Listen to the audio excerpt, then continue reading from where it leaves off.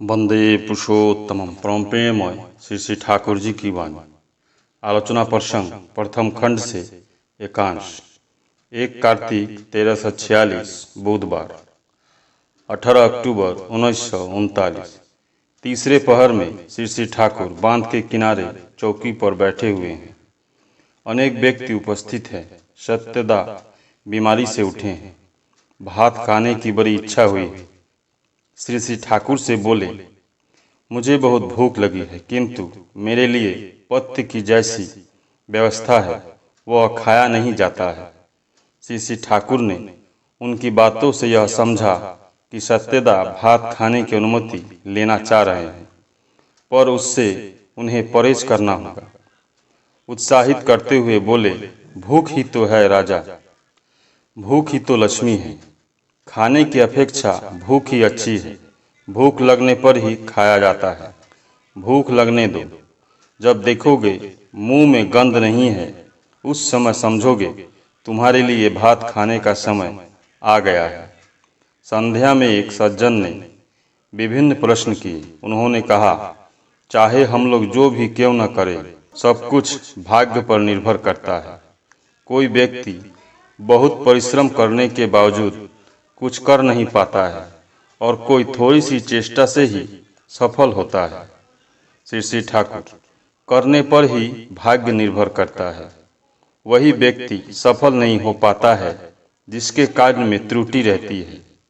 अदृष्ट का अर्थ है मेरे जीवन कर्मों का फल पारिपार्श्विक में फैल चुका है।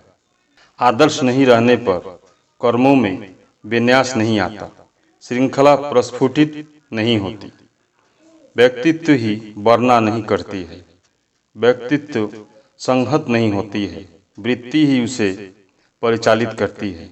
वृत्तियाँ गोल होती है, इसलिए उन्हें वृत्ति कहा जाता है। मनुष्य वृत्ति के बाहर और कुछ भी देख नहीं पाता है, यही उसका विश्व होता है। उसमें एक का दूसरे के साथ कोई संपर्क नहीं रहता है। जब जिसमें जाता है उसमें ही जाकर पड़ा रहता है। कितने लोग कितनी मेहनत करते हैं, किंतु एक कृषक का लड़का देखते ही देखते शायद मंत्री भी बन जाता है। यह कैसे होता है? लगन से ही सब कुछ होता है। दुनिया में ऐसे व्यक्ति नहीं देखे सकोगे। ठीक ऐसी बात तो नहीं कर सकता हूँ, चाहे जो हो। खूब कम ही व्यक्ति देख सकेंगे जो वस्तुतः बड़े हुए हैं, पर किसी पृष्ठ के प्रति सक्रिय अनुराग नहीं है। हम इतिहास पढ़ते हैं, किंतु एक जीवन दीपन केंद्र हमारी दृष्टि में नहीं पड़ता है, अन्यथा देख सकते थे कि श्रेय के प्रति अनुराग के सिवा और कोई प्रकृति बड़ा नहीं बना है। उक्त सज्जन ने कहा, मैं दूसरे व्यक्ति पर निर्भर करने नहीं जाऊंगा, मैं स्वयं तो सामर्थ्यवान हूँ। श्री श्री ठाकुर, मनुष्य का अस्तित्व दूसरे पर निर्भर करता है। मैं कुछ दिनों तक सोहम सोहम करता था, किंतु वह मनुष्य की प्रकृति के साथ मेल नहीं खाता है। इसमें सब कुछ अपने ऊपर प्रत्यावर्तन करता है। मैं सोहम तभी कर सकता हूँ जब और सभी को उसी सोहम के रूप में देख सकता हूँ। ऐसा भाव न हो और अपने को सोहम समझो और दूसरे को कुछ नहीं, ऐसा बोध रहने से उन्नति नहीं होती है।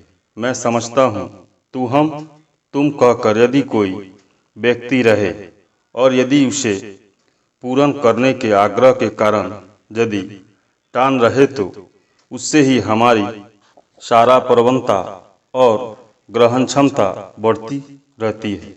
इसके फलस्वरूप हम बड़ा हो सकते हैं, अन्यथा सब कुछ अपने ऊपर प्रत्यावर्तन करता है।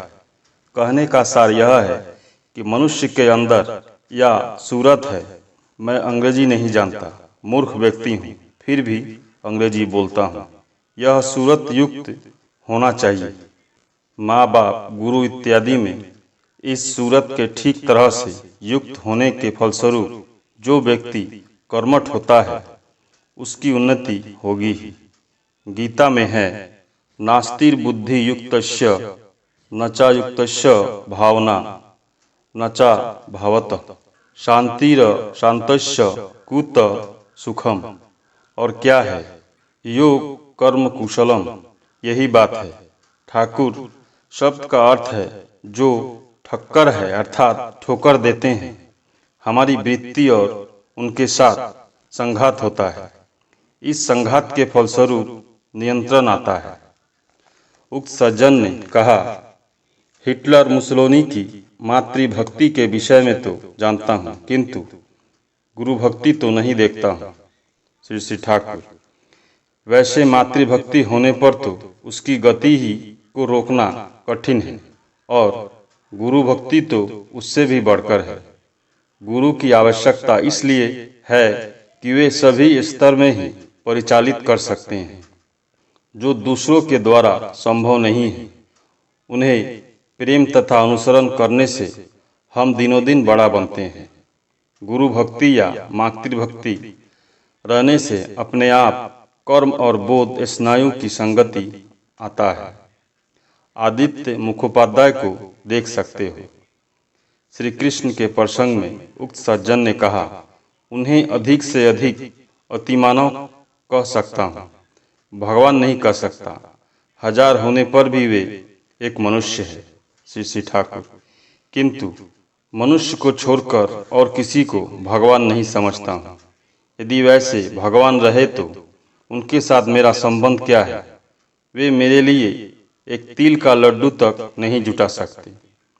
भगवान उसी व्यक्ति को कह सकते हैं जिनके अंदर पौरुष जागृत है। रविंद्रनाथ को छोड़कर उनका कवित्व नहीं समझता हूँ। पहले रविंद्रनाथ की याद आती है, उसके बाद उनका कवित्व। दया करने से दयावान व्यक्ति के विषय में याद आती है। दयावान के अलावे दया कहाँ रहती है, कैसे उसे बोध कर सकता हूँ? पूजा की छुट्टी हो चली है, आज षष्ठी है। अनेक व्यक्ति बाहर से आए हैं और आ रहे हैं। सुदामा पर आनंद बाजार का दायित्व सौंपा गया है। उनकी तबीयत अच्छी नहीं है। श्री श्री ठाकुर को उनकी चिंता है। कभी अमर भाई को खोजते हैं तो कभी भूषणदा को, कभी गोपालदा तो कभी दासदा की खोज लेने कहते हैं। रुपए संग्रह करने की चेष्टा कर रहे हैं। भूषणदा ने आकर कहा, तरकारी घटेगी। श्री श्री ठाकुर अस्त व्यस्त हो उठे, कहने लगे, कितनी रात में खाना दोगे? कितने लोग गाड़ी से आए हैं, सारा दिन कुछ नहीं खा पाए हैं। इसी बीच पुनः प्यारेदा को बुलाकर कहा, प्यारी बड़ी बहू श्री श्री वर्मा को एक बेड पील दो। परम प्रेममय श्री श्री ठाकुर। सभी गुरु भाई एवं माँ को जय गुरु।